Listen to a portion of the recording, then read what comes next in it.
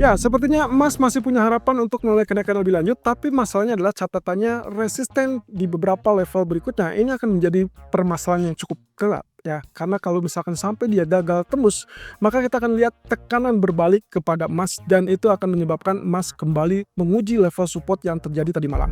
Ini ada ulasannya. Oke, kalau misalkan lihat dari sisi US dollar, ada harapan bahwa emas ini masih tetap bisa melanjutkan kenaikan karena posisi candle kemarin ditutup dengan rejection yang paling kuat di zona resisten. Tapi masalahnya seperti yang terlihat pagi ini, dolar sedang mengalami penguatan. Apakah ini akan berlanjut apa tidak? Ini akan sangat bergantung pada data ekonomi atau perkembangan situasi geopolitik. Oke, kita anggap saja bahwa saya akan tetap fokus dengan candle panjang ini. Lalu kemudian yang terjadi saat ini adalah tertahan di 50% walaupun ada sedikit tail di atasnya ya. Tapi as long dia nggak tembus di atas zona resisten terakhir, berarti kita asumsikan resisten kedua ini, berarti kita anggap bahwa penurunan akan jauh lebih dominan. Nah, oleh karena itu kemungkinan untuk emas mulai kenaikan itu jauh lebih besar daripada penurunannya. Sementara kalau kita perhatikan dari US Treasury Yield, situasinya agak sedikit berbalik. Karena posisi kemarin di hari Senin dia sempat tutup dan akhirnya ini pembukaan hari Selasa dia mengalami rebound ya dari setelah penurunan dua periode terakhir, kemudian dia rebound di sini menutupi gap, lalu kemudian ya saya rasa kalaupun misalkan kita anggap menutupi gap berarti harusnya dia juga selesai ya. Artinya di sini kalau saya ambil dengan candle yang terakhir ini berarti kita asumsikan bahwa kenaikannya pun akan relatif bersifat sementara. Jadi saya tanda saja di sini. Ini resisten yang kedua, lalu kemudian yang saat ini sedang terjadi adalah rebound untuk menguji atau retest resisten pertama atau dengan kata lain adalah resisten tengah. Kalau misalkan benar, maka situasinya kita bisa harapkan nanti malam mungkin akan muncul rejection dan kemudian dia berbalik turun. Nah, kalau ini terjadi, berarti dia kembali ke jalur penurunan seperti yang sudah terjadi sebelumnya dan sempat mungkin sedikit fase jeda ya di situ. Berarti kita punya harapan untuk lanjutkan penurunan ke level ini ya di bawah 4%. Nah, kalau begitu berarti asumsinya adalah baik emas ataupun bahkan currency lain itu punya kesempatan untuk menguat dibandingkan US dollar. Oke, kita lihat terlebih dulu dari sisi crude oil di sini.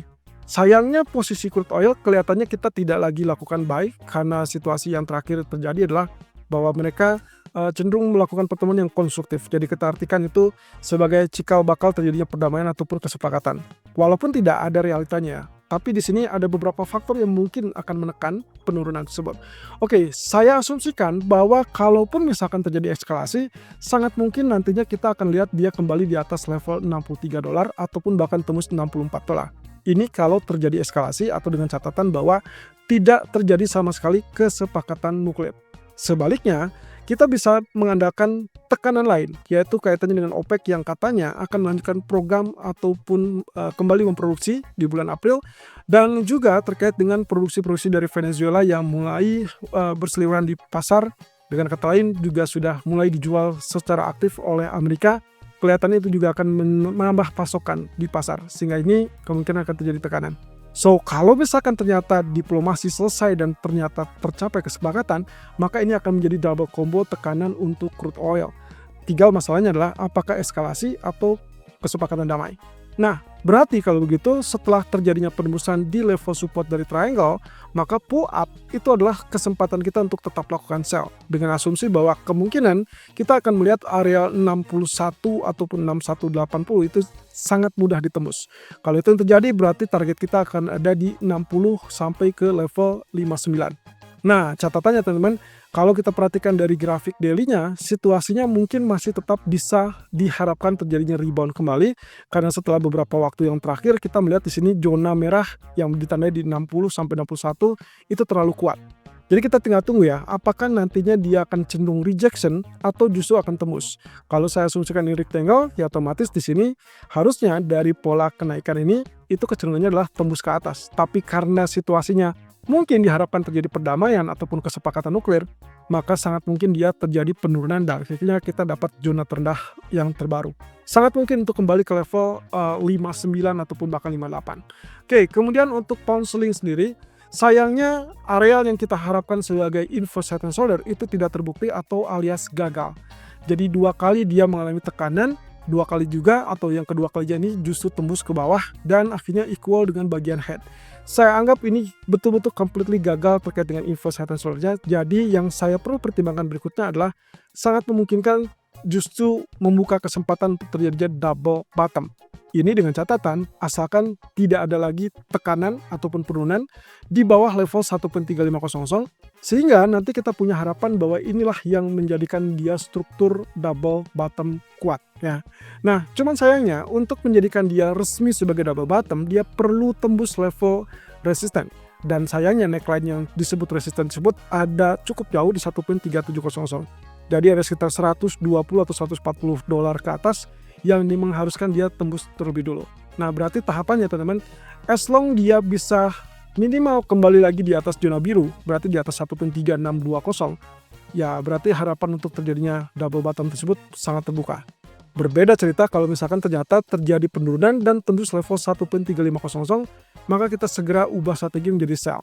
Nah, kemudian data inflasi terbaru dari Inggris tadi siang itu menunjukkan angka yang relatif sesuai ekspektasi sehingga kemungkinan penurunannya sudah diantisipasi.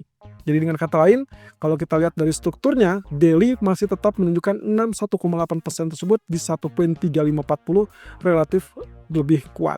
Sehingga tidak mungkin atau mungkin kecil potensinya untuk tembus 1.3500. Nah, sementara untuk emas, oke, ini adalah grafik K1 yang kita punya. Saya tarik garis trendline yang ada di zona resistennya di sini. Kemudian juga zona supportnya. Oke, yang kita lihat di sini adalah pembentukan pola yang kita kenal sebagai falling wedge. Jadi kalau kita lihat dari sini, secara hitungan ini harusnya sudah selesai ya 1, 2, 3, 4, 5. Berarti harusnya ini timing untuk dia tembus atau breakout ke atas. Dan berarti juga areal 1 atau 4940, 4938 itu adalah zona kritikal.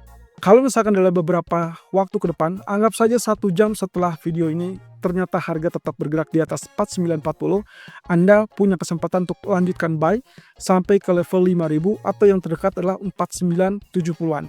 Nah, tapi sebaliknya, kalau ternyata dia gagal untuk berada di atas 4940, hati-hati.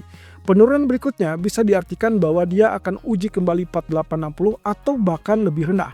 Nah, tapi kabar bagusnya lagi, kalau misalkan seandainya ini terjadi penurunan sampai ke teritori bawah, maka kita asumsikan perhitungan ulangnya adalah di sini dia baru level 3, 4, dan ini adalah 5. Ya, artinya lagi, dua konsekuensinya antara dia tembus duluan atau dia retrace duluan. Nah, mana yang akan terjadi? Kalau lihat dari grafik 4, dua-duanya sama-sama mendukung. Tapi saya punya perhitungan lain bahwa situasinya adalah kalau kita kaitkan inilah wave 1, 2, lalu kemudian ini masih tetap dalam tahapan wave 3 yang ditunggu-tunggu, maka harusnya ini sudah selesai koreksi ABC, karena di sini berarti bagian yang tak kalah penting yaitu adalah wave ke-2 ya. Ini wave kecilnya, sementara ini adalah wave utamanya. Sehingga dari wave kecil ini kita mengharapkan nantinya akan terjadi kenaikan sebagai wave 3, kemudian 4 dan 5. Lalu kemudian nanti itu berarti secara struktural besarnya inilah wave 3 utama setelah wave 2 yang ini. Jadi artinya kecenderungan untuk mengalami kenaikan jauh lebih besar, apalagi kalau misalkan dia berhasil tembus zona ini. Nah, berarti di malam hari tolong perhatikan data ekonomi, pertama durable goods order. Kalau seandainya kita asumsikan bahwa geopolitik belum selesai, tidak ada kepastian ataupun bahkan belum jelas arahnya kemana, sementara militer juga masih tetap siaga, maka hampir bisa dipastikan ini terjadi penembusan ke atas. Tapi jangan lupa ada FOMC minutes di tengah malam nanti. Sehingga harapannya adalah tidak menjadi faktor penggerak market, tapi di sisi lain setelah data CPI yang relatif lunak kemarin, kita mengharapkan ada statement ataupun kesimpulan dari pertemuan kemarin bahwa mereka masih tetap membuka jalur penurunan seandainya inflasinya melunak. Nah, kalau itu yang terjadi, berarti kita bisa harapkan dorongan lebih tinggi sampai kembali ke level 5.000. Tapi sebaliknya, Anda ubah strategi kalau ternyata gagal naik dan tembus di bawah 4850. Ingat, hanya disarankan ubah strategi menjadi sell kalau tembus 4850. Jika tidak tembus, maka setiap penurunan itulah kesempatan untuk kembali lakukan buy on dip.